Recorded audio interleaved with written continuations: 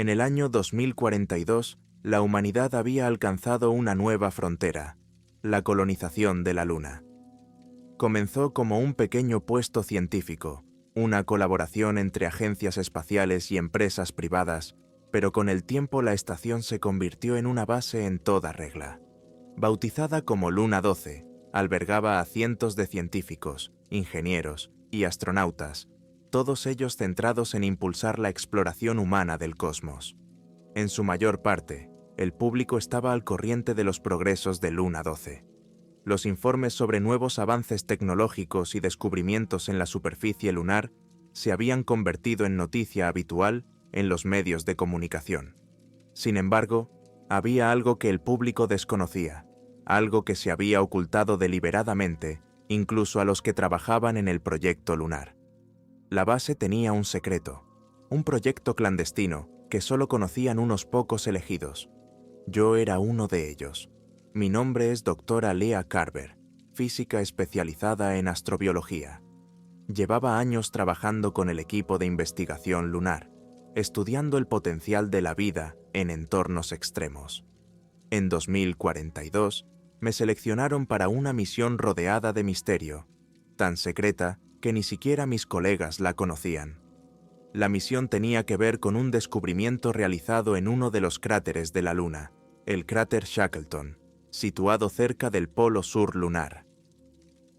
Unos meses antes, una perforación rutinaria para extraer hielo de las profundidades del cráter había descubierto algo inusual, algo que se suponía que no debía estar allí.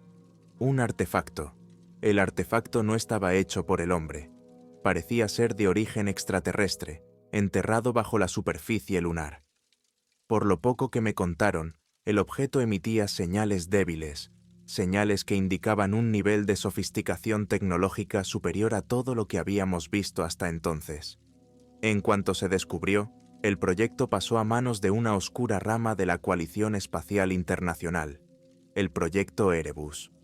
Me llevaron a un lugar seguro y me informaron del descubrimiento. Querían que les ayudara a descifrar las señales y a averiguar la naturaleza del artefacto. La línea oficial era que el artefacto estaba inactivo, que había estado allí durante milenios y no suponía una amenaza inmediata. Pero había algo en la forma en que se llevaba el proyecto, el secretismo, la tensión entre los altos cargos, que me inquietaba. Había algo más de lo que me habían contado. A medida que pasaban las semanas y profundizaba en el proyecto, empecé a reconstruir fragmentos de la verdad. Las señales no eran aleatorias, sino una forma de comunicación. Y lo que las enviaba no estaba dormido, se estaba despertando. Al principio, las señales eran un leve zumbido, casi imperceptible en el ruido de fondo del espacio. Pero a medida que trabajaba con los datos, analizando las frecuencias y los patrones, me di cuenta de que eran cada vez más fuertes. Tuve la sospecha de que el artefacto no reaccionaba simplemente a nuestra presencia, sino que estaba respondiendo. No fui el único que se dio cuenta. El proyecto Erebus intensificó sus operaciones. Llegó más personal a Luna 12, pero ninguno era científico o ingeniero. Eran militares, traídos para asegurar las inmediaciones del cráter Shackleton. El ambiente cambió. Lo que antes había sido una misión de investigación, ahora parecía una ocupación militar. Cuando profundicé en las señales, tuve acceso a algo aún más inquietante: las transmisiones clasificadas de la Tierra. Las señales que captábamos del artefacto no eran exclusivas de la Luna. Se habían detectado señales similares desde el espacio profundo, procedentes de estrellas lejanas. Parecía que el artefacto formaba parte de una red mayor, un sistema de comunicación que se extendía por toda la galaxia.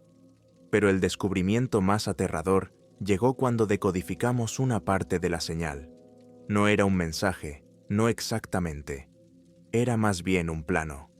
Los esquemas detallados de una tecnología desconocida. Pero esta tecnología no era algo que pudiéramos reconocer o entender fácilmente.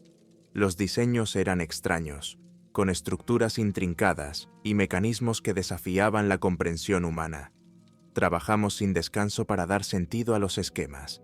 Cada avance que hacíamos nos planteaba más preguntas. El artefacto parecía contener conocimientos que estaban muy lejos de nuestro alcance. Pero cuanto más lo estudiábamos, más claro teníamos que el artefacto no era una reliquia antigua, sino un sistema activo que transmitía datos a alguien o algo. Una noche, tras largas horas en el laboratorio, recibí una visita inesperada. El coronel Marcus Brandt, jefe de seguridad del proyecto Erebus. Era un militar serio, y no habíamos intercambiado muchas palabras desde su llegada. «Tenemos que hablar, doctor», dijo, con un tono llano pero firme. «Te has acercado a cosas que no entiendes». Lo miré fijamente, con el corazón acelerado. «¿Qué es exactamente lo que no entiendo?» «El artefacto es algo más que una pieza de tecnología alienígena. Es un portal». «¿Una puerta a qué?» «A algo que no podemos controlar». Las palabras de Brandt me helaron.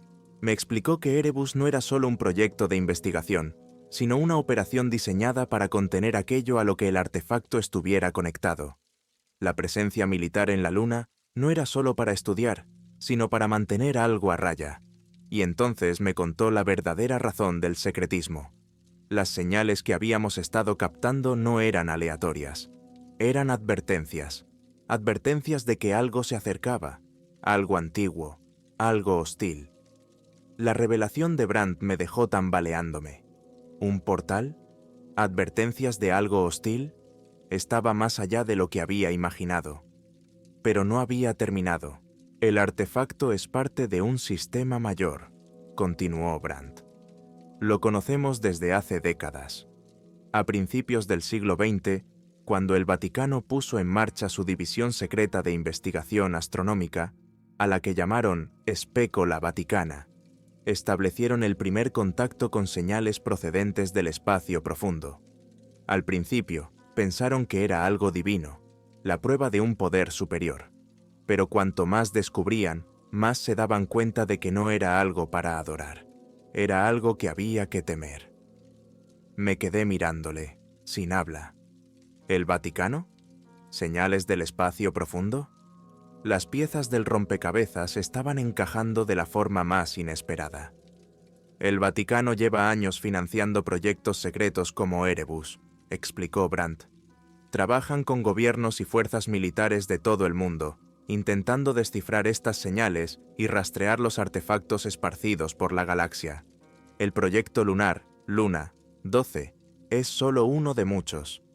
Mi mente iba a 1000 por hora. Si eso era cierto, el artefacto de la Luna no era solo un descubrimiento científico. Era parte de una realidad mucho mayor, mucho más aterradora. Algo había estado enviando señales a través del universo durante siglos, tal vez milenios, y la humanidad solo ahora estaba empezando a darse cuenta del peligro. Pero, ¿por qué el secreto?, pregunté. ¿Por qué no se ha informado al mundo? Brandt me miró con una mezcla de lástima y frío pragmatismo. Porque cuando el mundo lo sepa, cundirá el pánico. Empezarán las guerras por el control de estos artefactos.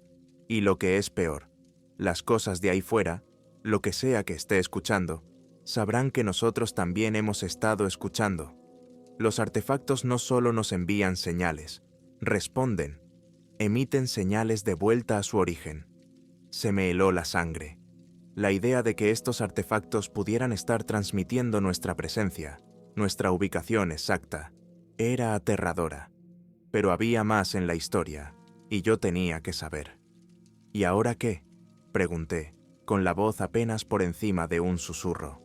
Brandt vaciló antes de volver a hablar. Nos han ordenado activar el artefacto. Casi se me para el corazón. ¿Activarlo? No teníamos ni idea de lo que era capaz de hacer, ni de las fuerzas a las que nos enfrentábamos. «No puedes hablar en serio», dije con la voz temblorosa. «No sabemos lo que hace. Podríamos estar abriendo una puerta a algo». «Eso es exactamente lo que estamos haciendo», interrumpió Brandt. «Los altos mandos creen que la única forma de comprender la amenaza es enfrentarse a ella de frente. El Vaticano, junto con los gobiernos del mundo, ha decidido que tenemos que saber qué hay al otro lado». Sacudí la cabeza con incredulidad. La arrogancia de todo aquello, la idea de que pudiéramos controlar algo que estaba tan lejos de nuestra comprensión. Pero era demasiado tarde para detenerlo. Los engranajes ya estaban en marcha. 2 días después, la presencia militar en Luna 12 se duplicó. Los ingenieros trabajaban contrarreloj para equipar el artefacto con una serie de conductores de energía y relés de datos, diseñados para activar cualquier mecanismo que estuviera latente en su interior. El ambiente en la base era tenso. Incluso los soldados, tan curtidos como estaban, parecían inquietos. Me encontré trabajando junto al equipo técnico, aunque no tenía ningún deseo real de ver el artefacto activado. Pero la curiosidad y el miedo me atraían. Cuanto más aprendía, más sentía que estábamos manipulando algo sagrado o profano. Estábamos a punto de desvelar un secreto que llevaba eones enterrado en el cosmos. Cuando llegó el día, la sala de control estaba abarrotada. Científicos, ingenieros, militares e incluso algunos altos cargos de la Tierra habían volado para presenciar la activación. Yo estaba al fondo, con el corazón palpitante, mientras empezaba la cuenta atrás. 3, 2, 1. El artefacto cobró vida. La energía que lo recorría envió ondas de calor y luz, y la estructura, antes inactiva, empezó a cambiar, revelando complejos patrones geométricos en su superficie. Los datos llegaron a los sistemas de control más rápido de lo que nadie podía interpretarlos. Y entonces, la señal. Era más fuerte que nunca. Un pulso rítmico y ominoso, como el latido de un corazón lejano. El artefacto había despertado y estaba emitiendo. Pero no solo estaba enviando una señal, también la recibía. Las pantallas de la sala se iluminaron con flujos de datos, patrones, coordenadas, símbolos extraños que nadie podía descifrar. Y entonces se apagaron las luces. El pánico cundió en la sala de control cuando las luces volvieron a parpadear, pero el equipo siguió sin funcionar. El artefacto seguía latiendo, con un ritmo inquietante que llenaba el silencio, mientras los flujos de datos de las pantallas eran sustituidos por una estática incomprensible. Las alarmas empezaron a sonar y las luces rojas de emergencia bañaron la sala con un resplandor sanguinolento. Miré a mi alrededor y vi miedo en todas las caras. Los soldados llevaban las manos a sus armas, inseguros de contra qué debían luchar. Los científicos se esforzaban por comprender lo que estaba ocurriendo, pero los sistemas habían sido comprometidos más allá de su capacidad de reparación. «Tenemos que apagarlo», gritó uno de los ingenieros, pero nadie se movió. El artefacto estaba fuera de nuestro control, zumbando con un poder que no podíamos comprender, y mucho menos detener.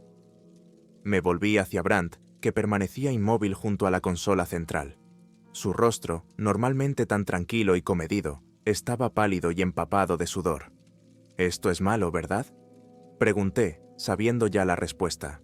«Hemos activado algo», dijo en voz baja, apenas audible por encima del caos. «Algo se acerca». El suelo tembló bajo nuestros pies y oí un leve gemido metálico, como si toda la base se tensara bajo un peso inmenso. No era un terremoto lunar, era algo diferente, algo externo. Entonces, desde las profundidades de la superficie lunar, un ruido grave y gutural resonó en toda la base. Era casi animal, pero mecánico, un sonido que me erizó la piel. «¿Qué demonios es eso?», gritó uno de los soldados con la voz entrecortada por el miedo. No tenía respuesta, pero sabía que ya no estábamos solos. Lo que habíamos despertado no era solo una presencia lejana, estaba aquí, con nosotros. El ruido se hizo más fuerte, y el suelo empezó a combarse y a crujir como si algo se levantara debajo de nosotros. Retrocedí, con el corazón acelerado, mientras una enorme fisura se abría en medio de la sala de control, tragándose el equipo, y haciendo que el personal se pusiera a cubierto. Y entonces apareció. De las profundidades de la fisura surgió una enorme forma serpentina. Su cuerpo era de elegante metal negro, con un brillo líquido que reflejaba las luces rojas de emergencia.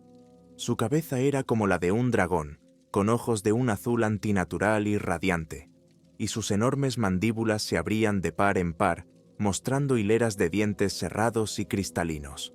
La presencia de la criatura llenó la sala de una abrumadora sensación de terror. No se trataba de una reliquia antigua ni de un artefacto pasivo, sino de una entidad viva que respiraba. Y nos había estado esperando.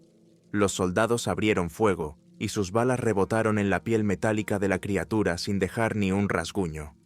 La bestia soltó otro rugido ensordecedor y con un movimiento de la cola lanzó a los soldados por la habitación como si fueran muñecos de trapo. «¡Tenemos que salir de aquí!», le grité a Brandt, pero se quedó clavado en su sitio, mirando a la criatura con asombro y terror. «Brandt, muévete». Le agarré del brazo y le empujé hacia la salida mientras la criatura avanzaba, rompiendo consolas y haciendo saltar chispas. La sala de control se derrumbaba a nuestro alrededor y podía sentir el suelo temblar bajo mis pies. Apenas habíamos llegado al pasillo cuando la sala de control explotó a nuestras espaldas, enviando una onda expansiva que nos tiró a los dos al suelo. Tosí, luchando por recuperar el aliento, y tiré de Brandt para que se pusiera en pie. «¡Por aquí!», grité, señalando el pasillo hacia el hangar. Era nuestra única oportunidad. Si llegábamos hasta el vehículo lunar, podríamos escapar. Pero mientras corríamos, podía oír a la criatura detrás de nosotros, su enorme cuerpo deslizándose por la base, aplastando todo a su paso. Nos estaba cazando. Las puertas de la bahía del hangar se alzaban ante nosotros, pero al llegar a ellas me di cuenta de que estaban cerradas a cal y canto, con el panel de control frito por la subida de tensión. Brandt pulsó botones frenéticamente, pero nada funcionó. «Estamos atrapados», dijo, con voz hueca. «No, no lo estamos». Miré a mi alrededor y vi una palanca de desbloqueo manual en la pared. Me apresuré, agarré la palanca y tiré con todas mis fuerzas. Las puertas del hangar gimieron y empezaron a abrirse lentamente, lo suficiente para que pudiéramos pasar. Brandt y yo nos metimos dentro, y yo pulsé el botón de emergencia para cerrar las puertas tras nosotros. Por un momento reinó el silencio, salvo por los lejanos sonidos de destrucción. Me permití un breve momento de esperanza. Quizá habíamos escapado. Pero entonces los ojos brillantes de la criatura aparecieron en el hueco de las puertas del hangar, mirándonos con una inteligencia fría y alienígena. Lanzó un rugido chirriante y toda la base tembló cuando golpeó con su cuerpo las puertas, intentando abrirse paso. Brandt y yo corrimos hacia el rover lunar, subimos al interior y encendimos el motor. El vehículo empezó a rugir y yo pisé el acelerador, conduciendo hacia el hangar de salida lo más rápido que pude. Detrás de nosotros, las puertas del hangar se doblaron bajo el asalto de la criatura.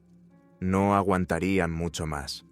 Cuando salimos a la superficie lunar, miré hacia atrás y vi que el hangar se derrumbaba en una nube de polvo y escombros. La criatura estaba libre. «¡Vamos!», gritó Brandt, y empujé el rover hasta el límite, corriendo por el árido paisaje rocoso hacia la seguridad de la base de investigación. Pero yo sabía, en el fondo, que no estábamos a salvo. No de esto. El rover atravesó a toda velocidad la desolada superficie lunar, dejando un rastro de polvo a su paso. El paisaje era una monótona extensión gris de cráteres y rocas dentadas, todo iluminado por el débil resplandor de la lejana tierra que colgaba en el cielo negro. Brandt y yo permanecimos en silencio, con el peso de lo que acababa de ocurrir presionándonos. Detrás de nosotros, la criatura, una cosa de poder y terror inimaginables, estaba ahí fuera, suelta en la luna. No me atrevía a mirar atrás, pero podía sentir su presencia, sentir el peso de su mirada incluso a kilómetros de distancia. Cada instinto de mi cuerpo gritaba que esa cosa no debía existir, que nos habíamos metido donde no debíamos. «¿Qué demonios era esa cosa?», pregunté finalmente, con voz temblorosa. Brandt no respondió de inmediato. Se quedó mirando por delante del vehículo, con las manos temblorosas sobre el regazo. Cuando por fin habló, lo hizo en voz baja, casi como si temiera que la criatura pudiera oírle. «No lo sé», admitió.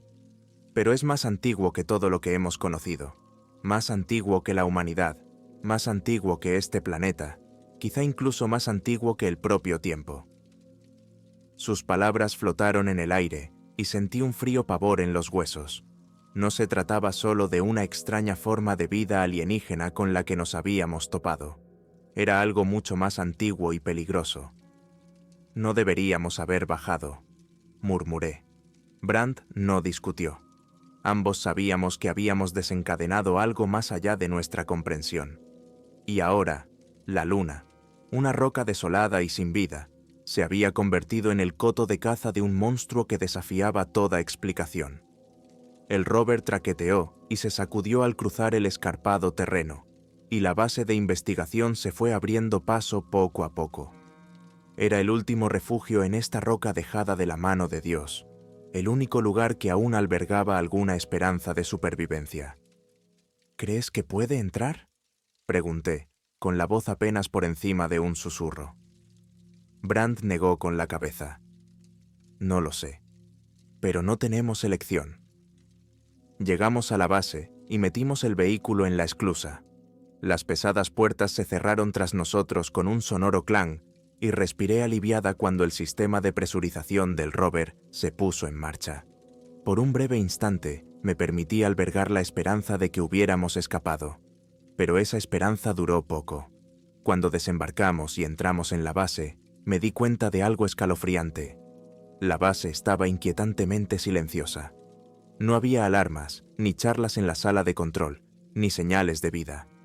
Algo iba mal. ¿Dónde está todo el mundo?, pregunté, mirando nerviosamente a mi alrededor. Brandt no contestó, pero tenía los ojos muy abiertos por el miedo. Sabía, igual que yo, que la base no era segura. Ya no lo era. Nos apresuramos hacia el centro de mando, pero a medida que nos acercábamos, las luces parpadeaban, proyectando sombras alargadas y ominosas en las paredes.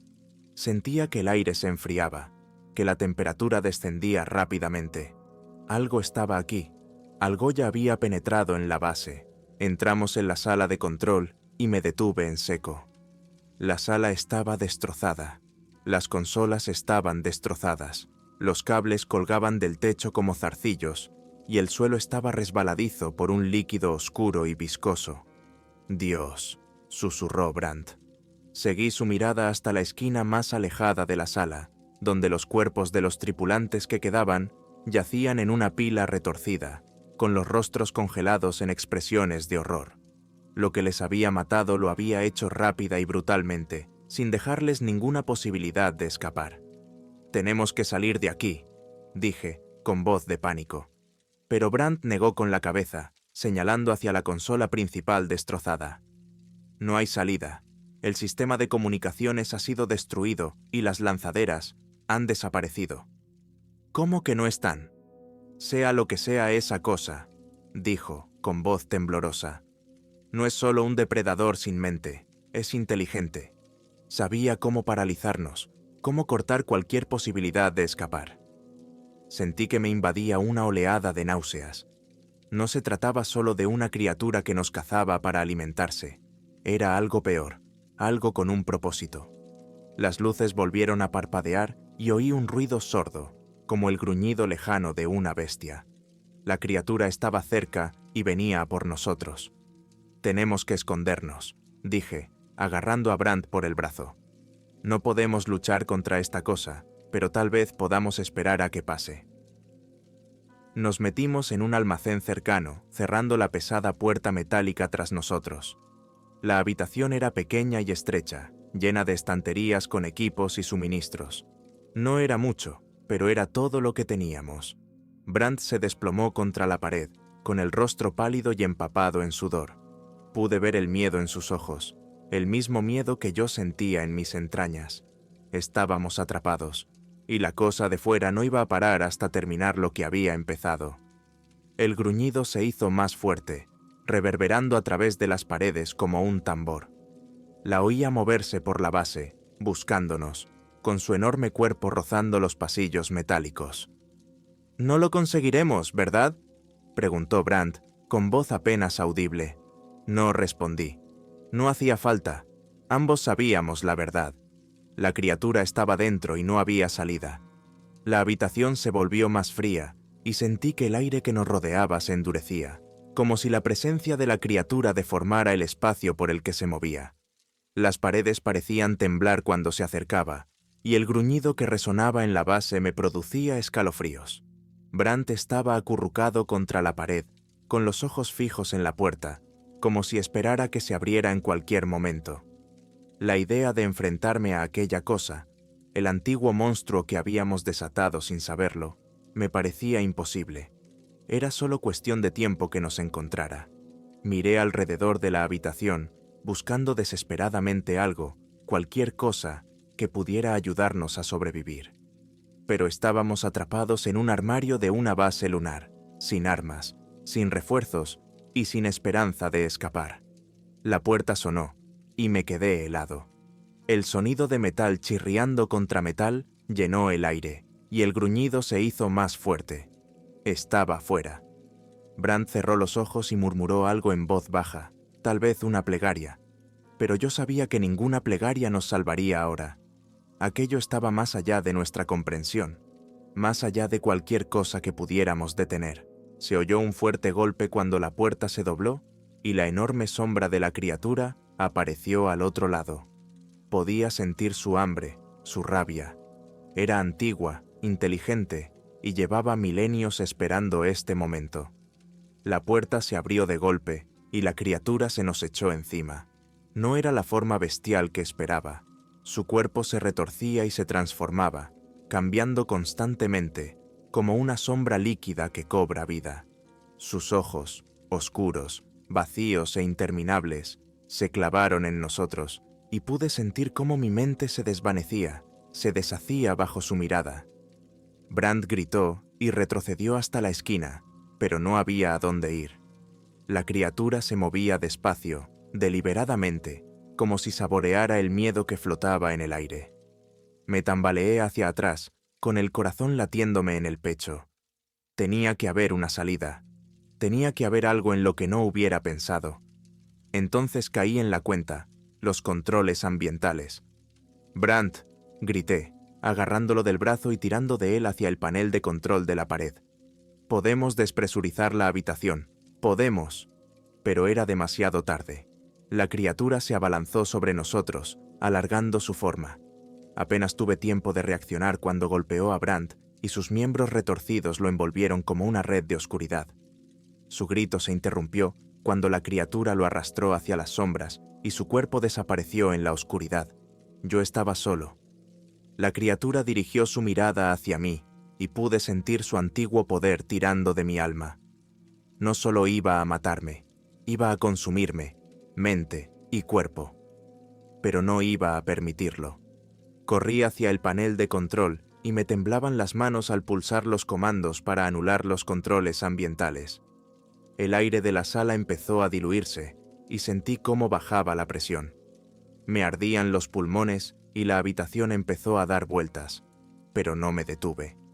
La criatura siseó, su forma parpadeó y se deformó mientras avanzaba hacia mí. Estaba debilitada por el cambio de presión, pero seguía avanzando. Pulsé el último comando y la esclusa de la sala se abrió, expulsando la atmósfera al vacío del espacio. La criatura chilló y su cuerpo se convulsionó al ser arrastrada hacia la esclusa.